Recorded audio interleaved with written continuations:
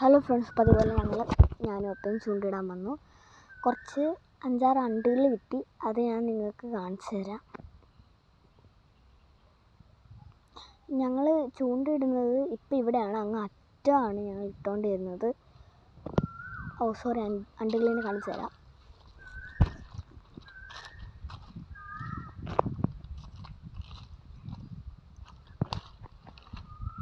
തൈക്കൂട്ടിനകത്താണുള്ളത്, കണ്ടോ? സാധനം അവിടെ ഉണ്ട്.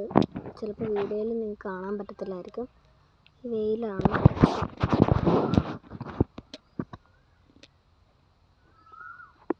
എനിക്ക് സാധനം അവിടെ ഉണ്ട് കേട്ടോ, എനിക്ക് കാണാൻ പറ്റുന്നുണ്ട്. ഇനി നിങ്ങൾക്ക് വീഡിയോയിലായതുകൊണ്ടായിരിക്കും കാണാൻ പറ്റാത്തത്.